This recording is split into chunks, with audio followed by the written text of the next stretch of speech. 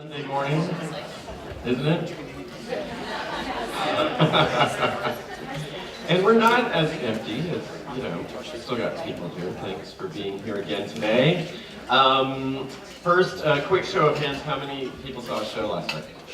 Gosh, a lot of people. That's great. So I went to the dinner last night, attended the dinner for the National Council for the American Theater, and it was about 40 people, I guess, in the room. And it just reminded me, again, of how important it is to have your trustees engaged in what you're doing at your theater, and it's really, really important to affect major change at your organization, I think. To that end, I really want to thank, again, the 60 trustees who made time to join us here for these conversations about capitalization and diversity.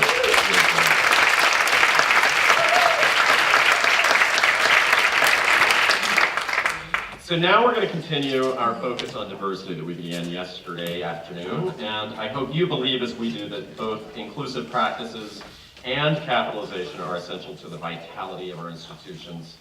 I'm pleased now to introduce Xavier Verna, the Director of Education and Conferences at the Sphinx Organization, a company dedicated to advancing diversity in all of the arts. He's going to give us a little more context specifically about the trends and challenges in classical music, which we hope will inspire further strategies for inclusion as we carry this work forward. Please join me in welcoming Xavier to the stage.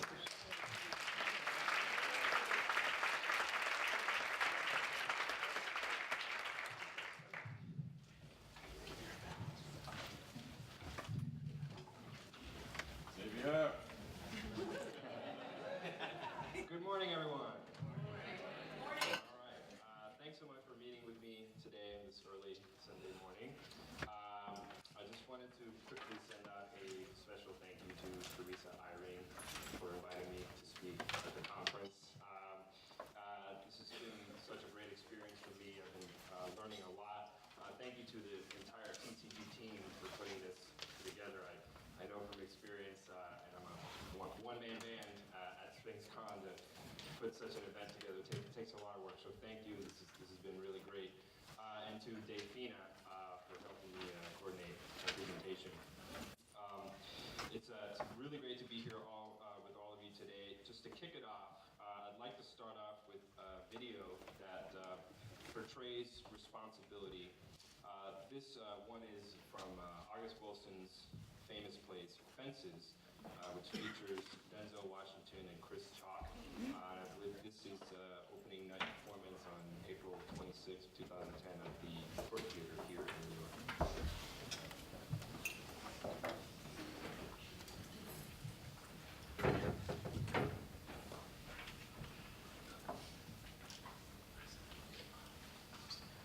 The hell you got to ask me? Mr. Sawicki, the one you got the questions for. How come you ain't never liked me? Like? Who the hell said I got to like you? What law is there to say I got to like you? Want to stand up in my face and ask a damn fool-ass question like that? Talking about liking somebody. Come here when I'm talking to you. Straighten up, goddammit. I asked you a question. What law is there to say I got to like you? None. Well, all right then. Don't you eat every day? Answer me when I talk to you. Don't you eat every day? Yeah. Nigga, as long as you in my house, you put a sir on the end of it when you talk to me. Yes, sir. You eat every day. Yes, sir. Got a roof over your head. Yes, sir. Got clothes on your back. Yes, sir. Why do you think that is? Because of you. Hell, I know it's because of me, but why do you think that is?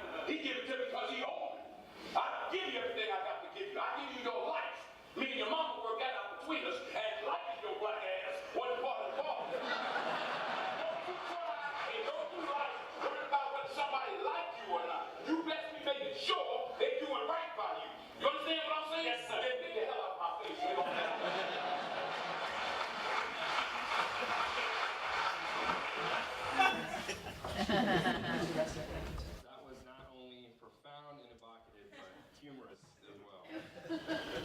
However, this issue of diversity is not humorous. We've been fighting this battle for decades now, and it's unfortunate how far we have yet to go to make a dramatic change. The word responsibility, just like Denzel Washington evoked in his monologue, is key. We have a responsibility to share and discuss these issues to reach our goal of a more diverse community, audience, board, staff, and artists like you saw in this video. So I stand here before you today to share what you're doing and what we're doing at Sphinx is connected, and that we can help each other along the way by being a responsible and engaged community of committed citizens and artists. I'd like to share a bit of my history with you, and that ties me into why I care so much about diversity and how all of this has connected me to Sphinx. Boom. Already you know a lot more than some of my close friends. So I grew up in Puerto Rico, and you would never guess by my non-accent, but my first language was Spanish. I have parents from two different cultural backgrounds. My mother is Puerto Rican, my dad is Haitian. I do have a diverse musical background as well. My parents both love listening to music from their cultures in the house all the time, and that's how I was exposed to those styles of music very early on. After our family moved to Virginia in the year 2000, I began playing percussion. The percussion family offers an incredibly diverse array of instruments. And through that, I was able to channel more understanding of diverse cultures, not just classical music, and how music is a vehicle to express and connect various cultures. In this picture here, you see me playing marimba. That's actually my parents' 25th wedding anniversary. Up at the top over there, playing with my Balkan bands, Eastern European music. That's a frame drum. Over here, playing marching tenor drums for the University of Michigan marching band drumline. Any University of Michigan? Nope. Go blue. Over here, playing some Brazilian music on these drums called surdos. And I began to play more Brazilian music, more Eastern European music, Afro-Cuban music, Indian music, and a lot more. It was in 2011 that I co-founded Identity Cubed, an exciting percussion trio, all formed of University of Michigan graduates. We had a mission to expose audiences to music that they would otherwise not hear. And we also felt like there was a need to diversify the percussion trio repertoire. When recently competing in Luxembourg at an international percussion trio competition, I was shocked to see that we've been the only American percussion trio in this to perform in this particular competition. And not only that, but the only non-white group to perform and advance to the semifinals. To me, diversification was so important, and it's how I was able to connect personally with the work Sphinx was doing. In 2007, I was invited to play with the Sphinx Symphony Orchestra, the only professional Black and Latino orchestra in the United States. I met Aaron Dworkin, the founder and president of Sphinx, and began to learn so much more about the organization, the musicians that it enables. The spirit of wanting a more diverse community really resonated with me. I met African American and Latino musicians who I never knew existed. And this is a question that I have. Why did nobody at the University of Michigan, where I went to college, in a school that cares so much about diversity, not tell me about Douglas Cardwell, a Black timpanist for the New Mexico Philharmonic? Why did no one tell me about Rainer Carroll, principal percussionist at the Los Angeles Philharmonic, which at the time only had 3 Black members? In theater, playwrights like August Wilson, whose play you saw earlier in the video, Do Not Enter the Mainstream. 3 years ago, Sphinx Virtuosi, our premier chamber orchestra, opened the season at the August Wilson Center. Today, that center is facing foreclosure and it is in danger. I think of Larissa Fasthorse, whose name is hardly known, and yet she is an outstanding playwright, screenwriter, ballet dancer, and choreographer. Before I share our work with you at Sphinx, I feel compelled to give you a quick summary of the state of our field. In our 16 years of service to the performing arts, this is what the American orchestras look like today. Regular positions held by minorities in American orchestras. Overall, musicians of color represent 4% of our American orchestras, with the rest being predominantly Asian and white. And if we just take a look down here, the minority representation in orchestras compared to the national population, we see that musicians of color are dramatically underrepresented. And I must clarify that Sphinx is not an affirmative action organization. We simply want to achieve diversity, and we look at that, we look at these stats, and we see that the issue, where the issue lies. We see while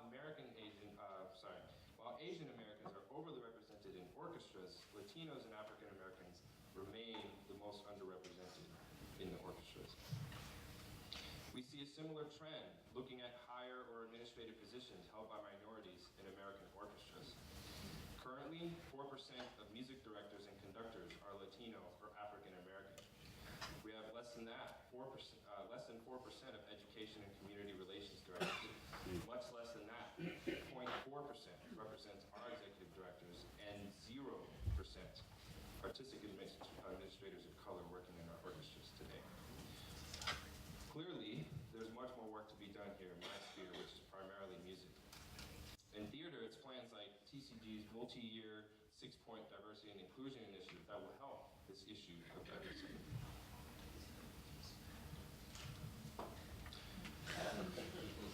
These statistics were put together by Clayton Lord, who is the Vice President of Local Arts Advancements at Americans for the Arts. He's been on the forefront of researching important data that focuses on theater on his online journal called New Beings. We understand theater's focus on diversity is much broader in this sense, and as a summary from this graph, we get a sense that the theater world has come much farther than classical music. However, it has work to be done. Here's the same information with slightly more quantified, and we hope to someday have similar numbers representing our orchestras. And if we just look at blacks and Latinos here, we see that blacks represent 22% of actors and 19% are Hispanic, which I think is fantastic. This study also suggests that theater has a greater integration and inclusion system than classical music, which further underscores the need for Sphinx's efforts. Now that we have a general sense of where our field stands today on inclusion, I'd like to present to you Sphinx's 5-minute overview video, which gives you a scope of our overall programs as told by one of our alumni.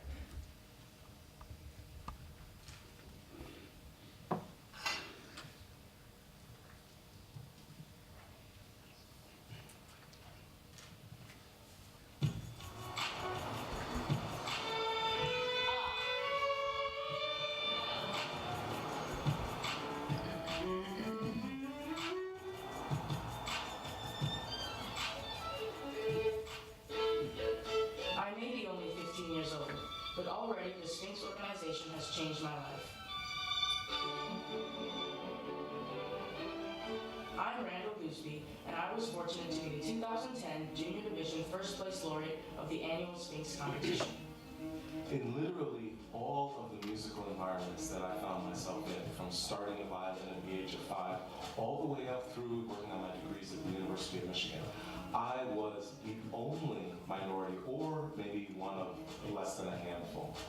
In addition, anytime I go to an orchestra concert, I look on stage, I look around me in the audience, and wonder, why is there no one who looks like me? That all began to change when Aaron created the Sphinx organization in 1997. At that time, only about 1.5% of orchestras were black or Latino. Today, thanks to Sphinx, that number has more than doubled. The earliest alums grew out of the first Sphinx competition, the flagship event of the Sphinx organization. The level of talent is wonderfully high, and I've heard some first-class young players who are destined to go far in the field. They are accompanied by the remarkable Sphinx Symphony Orchestra, the first and only professional black and Latino orchestra in the world. Sphinx Sphinx supports its participants in many ways. Our artists have gone on to bring incredible contributions to our field. Every year in our nation's capital, we celebrate extraordinary musicians of color with the highest honor that Sphinx bestows, our Medals of Excellence.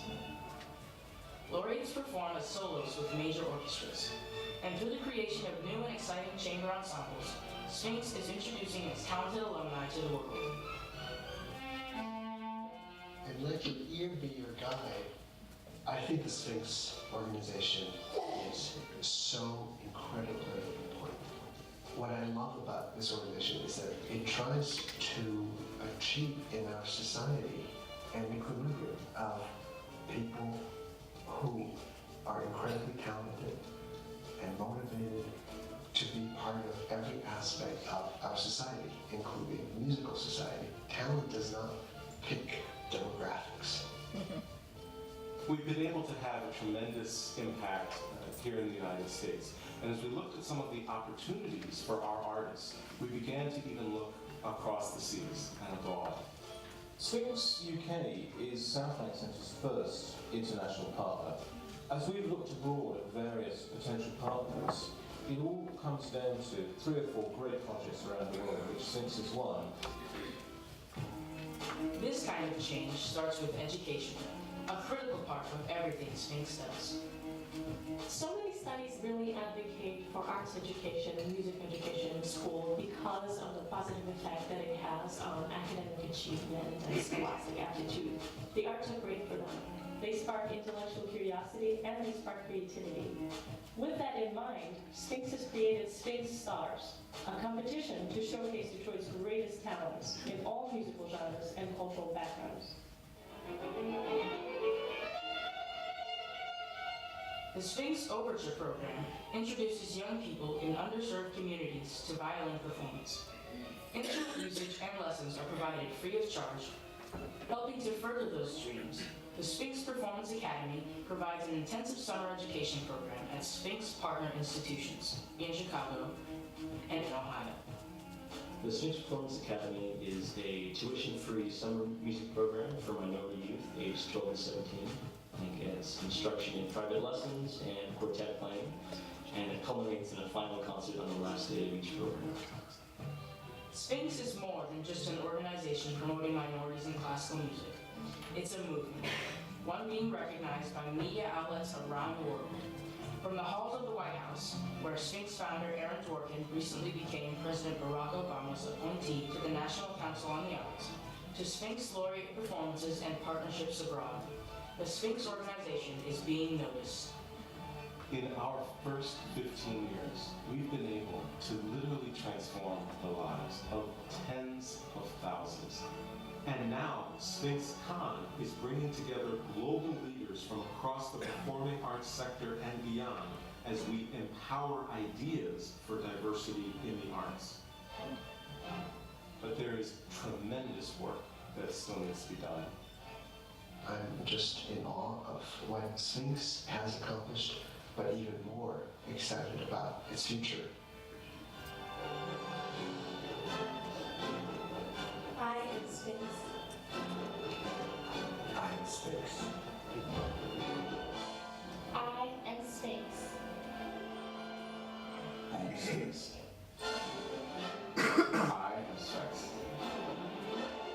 I am Sphinx. I am Sphinx. I am Sphinx. I am Sphinx. So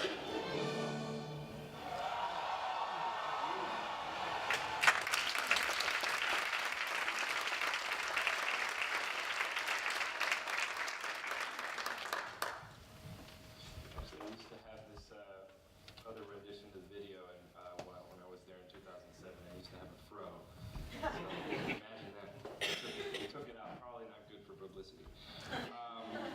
So as you can see here, by creating partnerships with orchestras across the United States, in our first decade, we were able to increase the number of Black members in top-tier orchestras.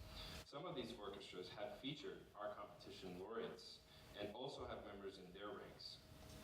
We like to celebrate what we've been able to achieve so far, and I'd like to share all of those with you today. Prior to Sphinx, solo performances by musicians of color were rare, and now there are 20 to 30 each year. No professional Black and Latino orchestra has ever existed. Sphinx has 2. Never in history has there ever been a Black and Latino touring orchestra. Now we have one each year. It's very rare to see or hear classical music performed by musicians of color. Now over 2 million in audiences every year get to experience this. We've increased the number of commissions by composers of color. Sphinx alumni graduated to every top 10 music school. We created the first intensive summer training program for Black and Latino string players. We've reached 85,000 students in over 200 schools, nearly $1.5 million in scholarship awards, and now we're seeing our Sphinx alumni launching community initiatives.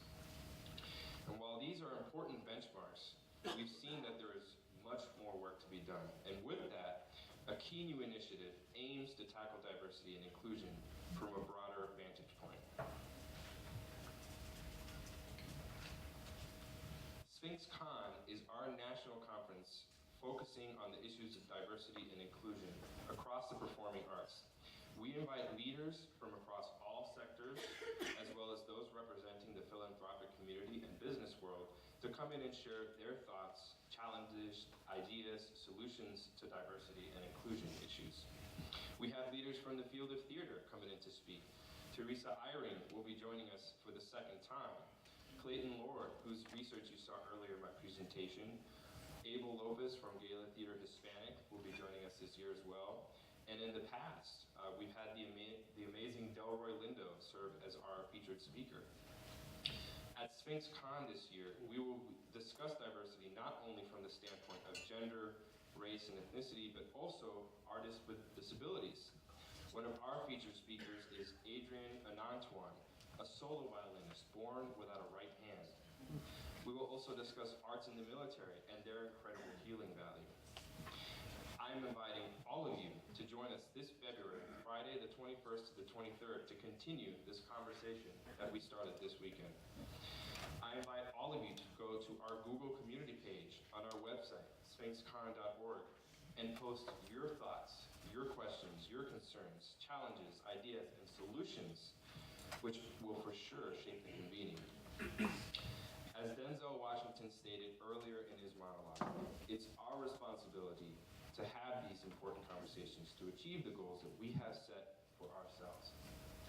We must act now to diversify our boards and staff. We must act now to diversify our actors and musicians.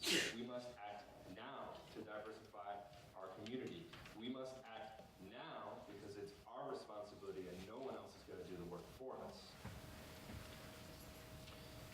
So I leave you with this quote by one of our legendary civil rights leaders, Martin Luther King Jr.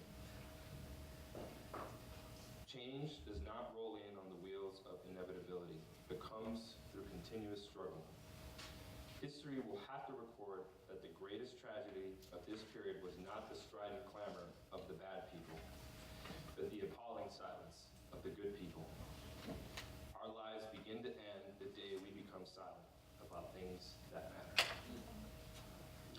And I submit to you that these issues of diversity and inclusion matter. Thank you all very much for being with me this morning, and I hope to see all of you in February.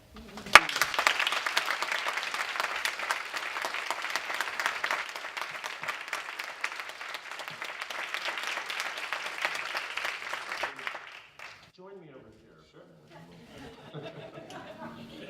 Well, first of all, congratulations. This is quite an achievement that you guys have begun and will continue to do. And I know there are some questions that the audience might have for you, but I get to ask the first one. So I'm just curious about some of I saw on your slides some of the community initiatives that either Sphinx is doing or a lot of your alumni might be doing. Yeah. I don't know if you have an example or. I do have a few examples here. Angie Durrell, she's one of our former SPA students, the Sphinx Performance Academy, and she also participated as an assistant dean. She started this organization called Intake, which offers quality music instruction to Stanford community students through the use of native instruments that represent represent diverse cultural backgrounds. Joseph Conyers, one of our competition laureates, he started Project 440, which provides industry-specific mentoring and training programs for young musicians that equip them with the tools they need to become successful, engaging, and compassionate artists. Another one is Danielle Belen, who started Center Stage Strings, which provides training to students in the area of solo music performance. That's great. Yeah. So, literally, a lot of people have been involved in the organization are taking their own. Yeah, it's a pretty, we see that trend a lot. That's really cool. Questions? Does anybody have any questions for Xavier about the music field, about the work that Sphinx is doing? It's my understanding that tryouts for major orchestras were done behind screens. Yes. Did everybody hear that? No. I've understood that tryouts for major orchestras were done behind screens to hide ethnicity and sex. When did that start, and has that helped in your acceptance of? I think that's been the case forever.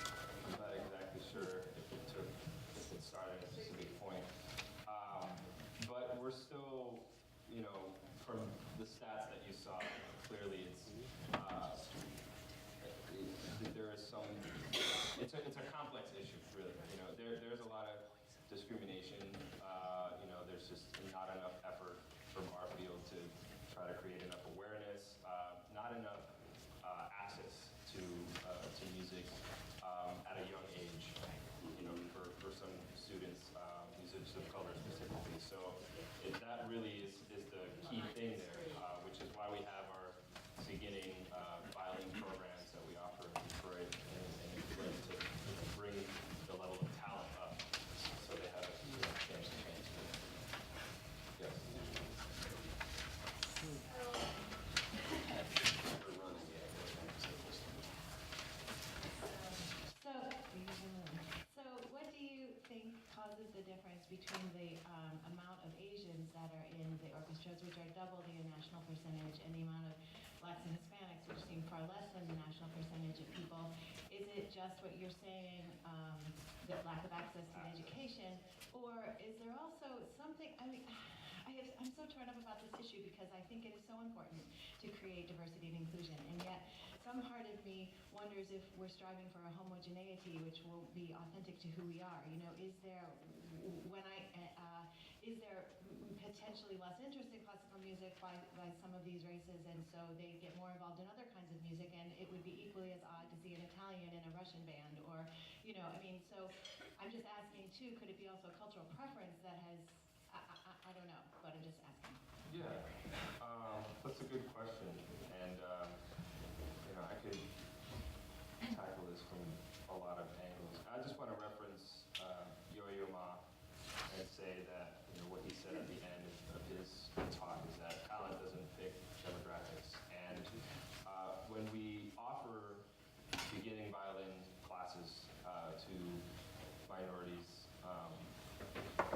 sure, some of them may not end up being string players professionally, and that's okay. That's not our goal. But to give them the opportunity to choose whether or not they want to become that or become something else is the main issue here. And again, it goes back to a lack of access. That's mainly one of the big challenges that we're having. And yeah. Josh. I think Xavier's right to talk about education as being largely responsible for all of this. If you look at Korea, which is a very small country, there are 32 state-sponsored orchestras, right? And Juilliard is overwhelmingly, populated by a lot of Korean students, not surprisingly. China has invited Juilliard to open basically a branch in Beijing. There's enormous resources committed to musical education. Here in the United States, of course, for 20, 30 years, there's been a decline and almost an elimination of music education, particularly in the inner cities. And I think it's not surprising also that interest in classical music has waned in the United States as a result. Audiences are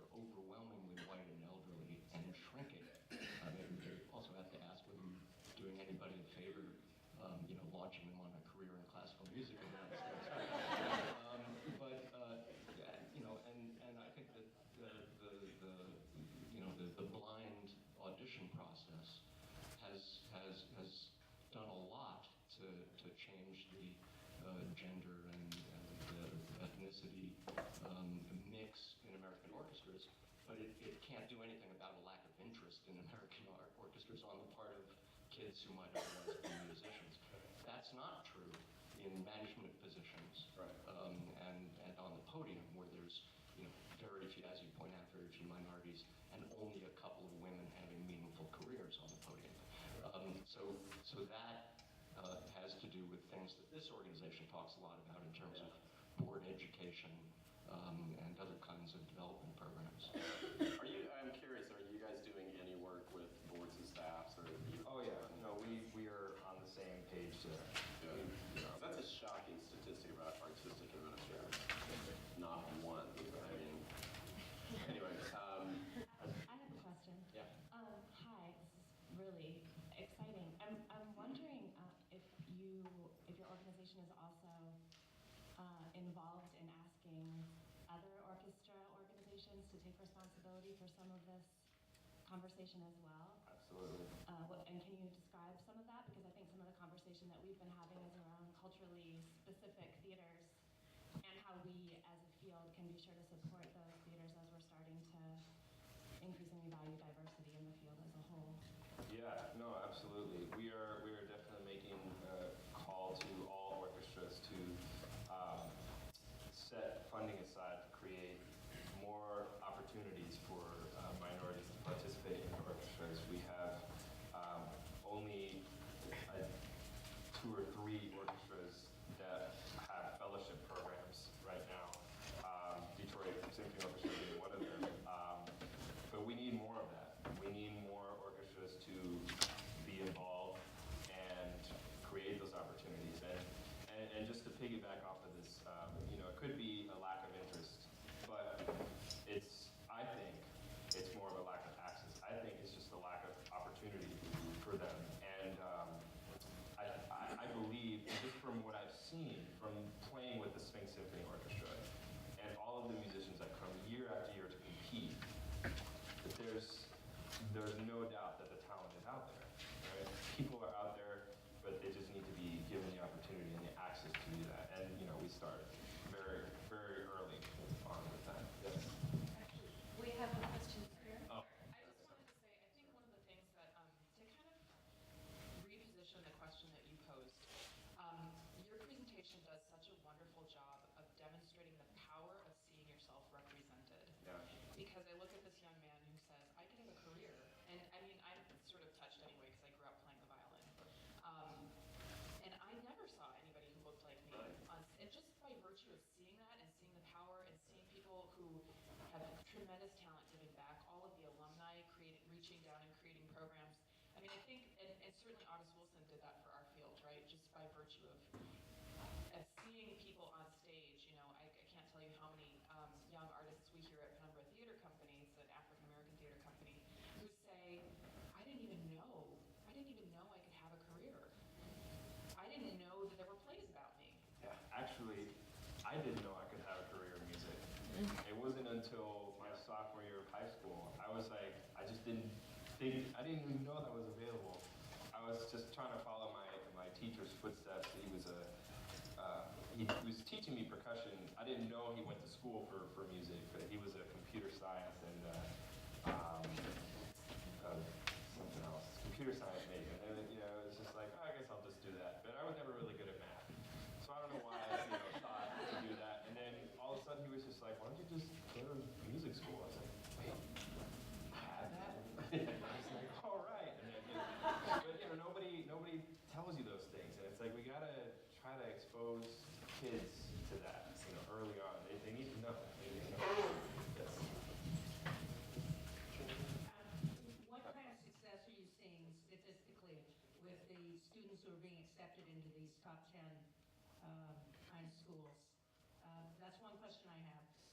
I'm sitting and thinking about why so few musicians and such a barrier to entry. Because that's what it sounds like, and I agree with you about education, because there are some incredibly robust places with classical music, and I, as someone who had the advantage of learning classical music all through my life, every 24 years I picked up a new instrument. And now it's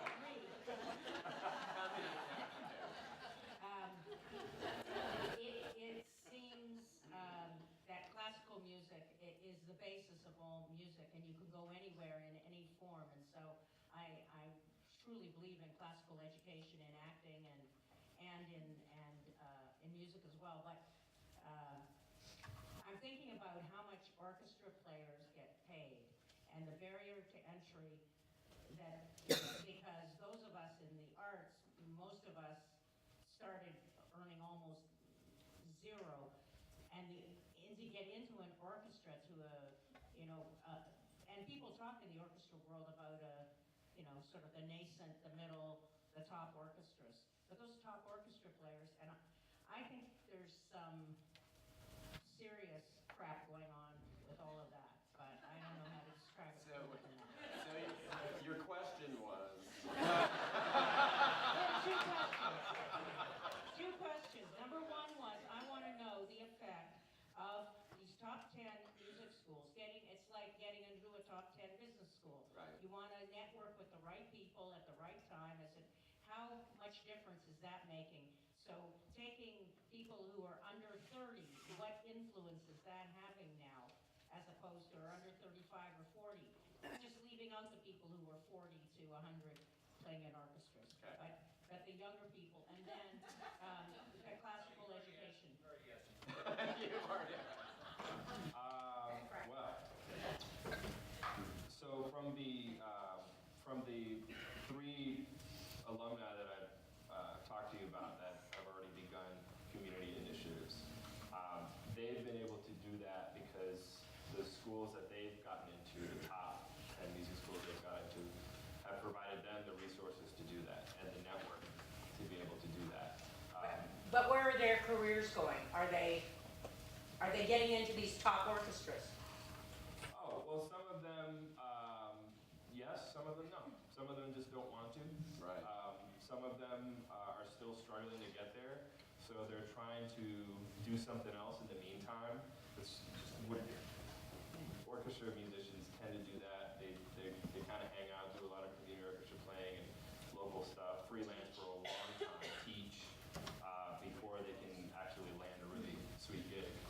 They're pretty challenging to get into. But yeah, does that answer your question? Sure. Okay. I just wondered if it was statistically significant, and I'm taking it that it isn't. Yeah.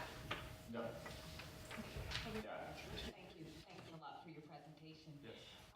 One of the things that I think is really important about diversity and inclusion is creating a culture where people feel welcome. And I'm wondering, my question is, how does the Sphinx Orchestra, given that it's primarily people of color, still create a culture where people feel welcomed? That's a good question. Well, that's one good question every day. Creating a community. Well, I think that's very visible on stage when you're actually seeing the live performance. You'd be surprised how these concerts, they sell out. People are just very interested in seeing this kind of impact and seeing so many musicians of color coming together from across the entire country to come in and play a concert, accompany musicians of color who are competing, all in support of a common goal. And I think that all of that really resonates with everybody, with people in Detroit, and then people who come to Sphinx Con who stay and watch the concert after the conference is over. everybody's all in the same page about this issue, and I think that's really the thing that brings people together. Great.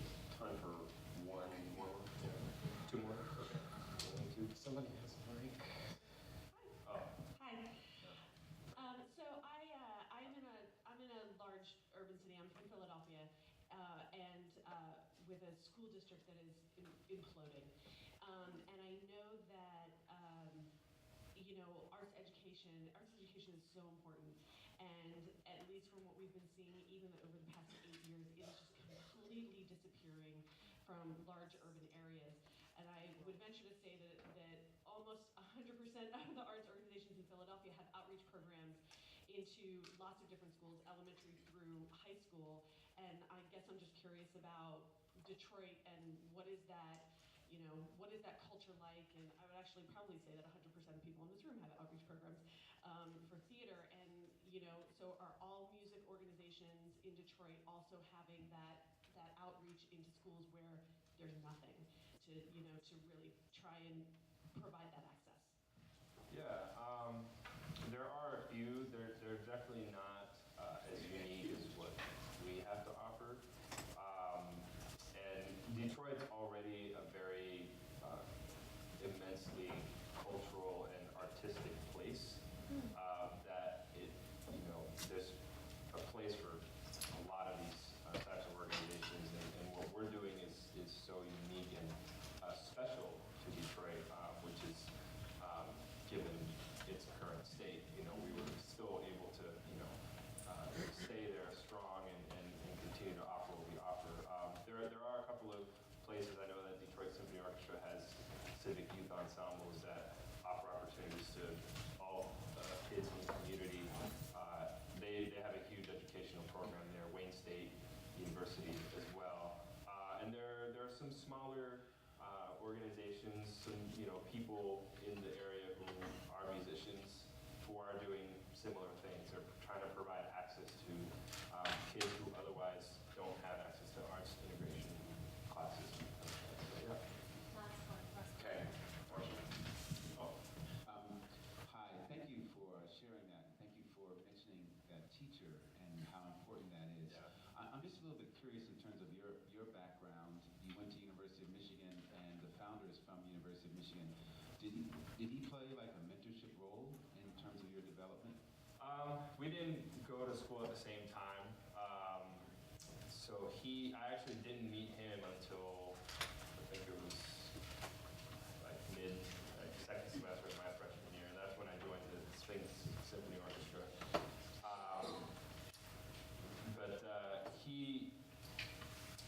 Yeah, I wasn't, there was no sort of mentoring thing like that. But I did, after I met him and I started to learn a little bit more about what he does and what the organization does, I started to get really curious, you know, asking questions. And he already had a lot of people that we had mutual friends.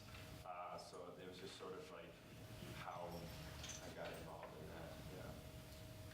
Does that answer your question? Yeah. Okay. Thanks. Leslie, yours. One more.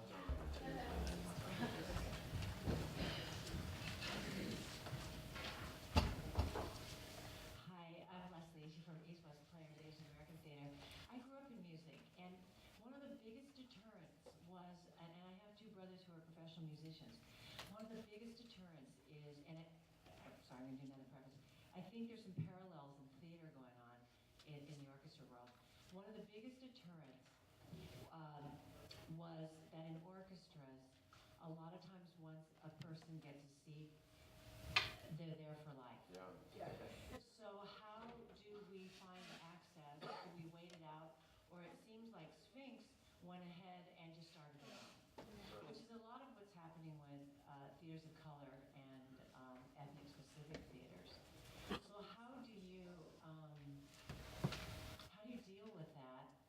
And while you're cultivating symphonies, orchestras for a place where there isn't, there's a void, I guess. You create a Sphinx. But how do you also encourage students around applying or auditioning for the larger, what I guess we would call the mainstream orchestras? Yeah. You know, that's one of those things that we just can't control. I mean, people get a job, they can stay in their job for as long. But I have to push back on that. Well, if we're really going for diversity and inclusion here, are you working with major orchestras around how they're staffed who's conducting, who's in there? You have a relationship there. I'm asking about that relationship, I think. Yeah. Thank you for hanging with me. No, yeah. We have a close relationship with the League of American Orchestras, and basically the conversation is that we want to create more fellowship programs to try and get musicians of color in the orchestra, playing, getting that experience, and getting mentored. As far as when people get jobs and how what their term is, I don't really know where we stand there. I think that's a really difficult thing to talk about, and there's really we don't have a lot of power to control that either. I agree with you though. I think there should be more opportunities for people to come in and actually work in that orchestra, but I just